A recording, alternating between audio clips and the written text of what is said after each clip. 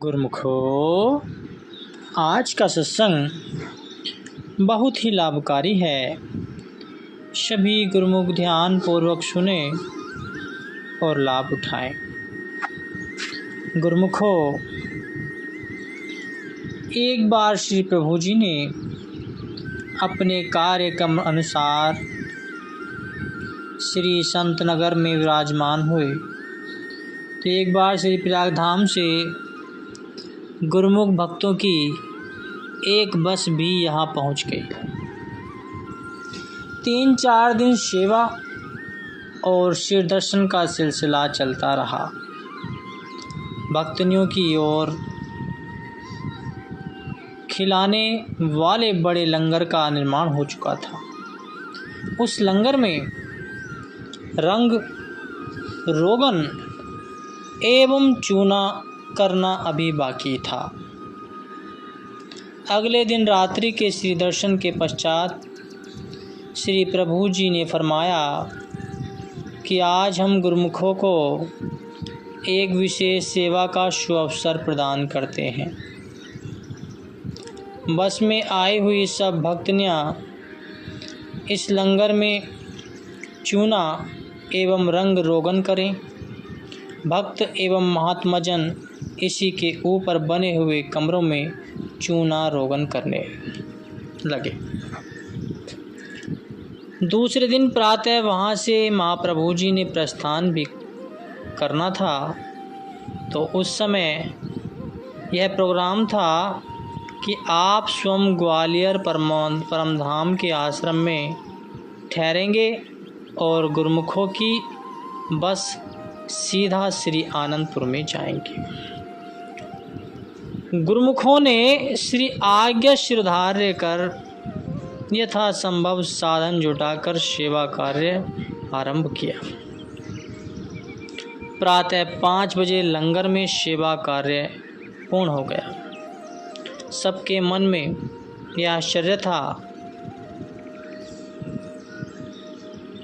कि इतनी ऊंची दीवारों और छतों पर लगे हुए गार्डर तक पहुंचने के लिए साधन भी नहीं थे। इतने थोड़े से समय में यह कार्य कैसे पूर्ण हो गया? यह श्री गुरु महाराज जी की शक्ति ही है। महात्मा एवं भक्तों को सौंपा गया सेवा कार्य पूरा नहीं हो पाया था। वे अपनी धुन में इसे पूर्ण करने में जुटे हुए थे। भक्तनियों के मन में सूक्ष्म अहंकार ने प्रवेश किया कि देखो,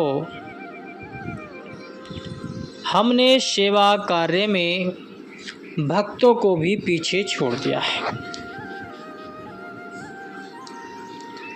महापुरुषों को यह तनक भी पसंद नहीं कि हुई सेवा निष्फल हो जाए। भक्तनियाँ जयकारों का घोष करती हुई अपने कमरे में चली गईं और बिस्तर में सुस्ताने लगी। तो प्रातः 6 बजे श्री परमहंस अद्वैत मंदिर में श्री आरती पूजा का कार्यक्रम आरंभ हुआ। विनती के पश्चात चहु और निहारा तो महात्मा भक्त और भक्तनियाँ दिखाई न दी। केवल श्री संत नगर के स्थायी निवासी तथा 2-4 गुरुमुख ही वहाँ पर उपस्थित दिखाई दिए। तो आपने 2 गुरुमुखों को पास बुलाकर फरमाया कि जाकर सभी से कह दो कि वे महात्मजन भक्त एवं भक्तनियाँ अभी इसी समय अवश्य ही श्री मंदिर में पहुँचे।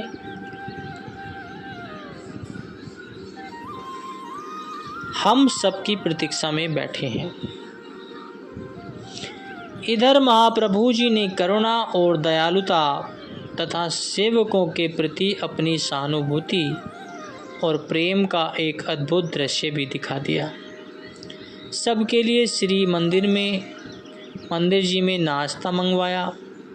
श्री आरती समाप्त होने तक सभी गुरुमुख भी वहाँ पहुँच चुके थे। तो आपने सबको सम्मुख बिठाकर नाश्ता करवाया और पूछा कि सब बहुत थक चुके होंगे। सब ने श्री चरणों में विनय की, प्रभु आपकी कृपा से हमें कुछ भी थकावट नहीं हुई। उस समय सबने एक अनूठे और दिव्य प्रेम को अंतरात्मा में अनुभव किया, जैसे कि माता पिता अपने बच्चे को लाड प्यार से दुलार करते हैं। उसी समय ही सद्गुरु और सेवक के संबंध को जतलाते हुए श्री वचनों में फरमाया कि महापुरुष सदैव अपने सेवकों की हित चिंता करते हैं। सबने सेवा कार्य में जुटकर उसे पूर्ण कर अपने एक पक्ष को तो सबल बना लिया, परंतु दूसरा पक्ष निर्बल करते। इसी तथ्य को सुलझाने के लिए सत्पुरुष सदैव सावधान करते हैं और चिताते हैं कि गुरुमुखों को कभी भी असावधान नहीं रहना चाहिए। एक पल की असावधानी के घाटे को पूर्ण करना आसान नहीं है। जैसे पक्षी दो परों से उड़ता है और अपनी मंजिल तक पहुंचता है, ऐसे ही गुरुमुखों के लिए सेवा और भजन, इन दोनों परों को सबल बनाए रखना अति आवश्यक है। तभी अपने उद्देश्य की प्राप्ति की जा सकती है। गुरुमुखों, सेवा के साथ आरती पूजा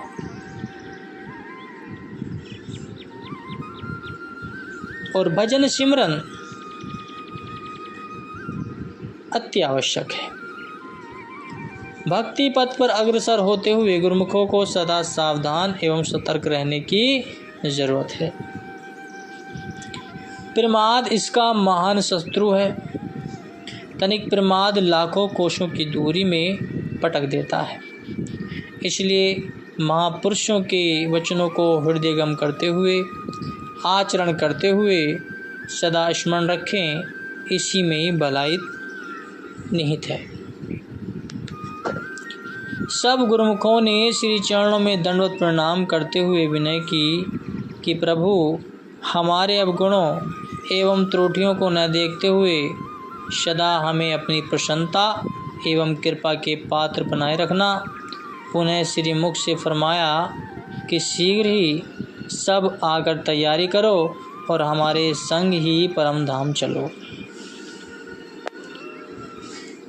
सभी सेवक श्री प्रभु जी का गुणा अनुवाद गाते हुए श्री प्रभु जी की दयालुता का वर्णन करते हुए परस्पर कहने लगे कि देखो, न ऐसा कभी कोई अवसर देखा है और ना ही कभी सुना है कि कभी श्री मंदिर जी में बैठकर महाप्रभु जी ने ऐसी कृपा बरसाई हो। जो स्वर्ण अवसर एवं सौभाग्य हमें आज मिला है, सचमुच ही महापुरुष सेवकों के लिए कई प्रकार की रचना रचते हैं और आत्मोन्नति के साधन जुटाकर भक्ति पथ सुझाते हैं। श्री सद्गुरुदेव महाराज जी का श्री संतनगर का कार्यक्रम प्रातः फाल्गुन मास में ही बना करता था और वहाँ लगभग 1 मास के लिए ठहरते थे। इसमें चैत्र मास की संक्रांति से ही संगतों को श्री दर्शन का सौभाग्य मिलता।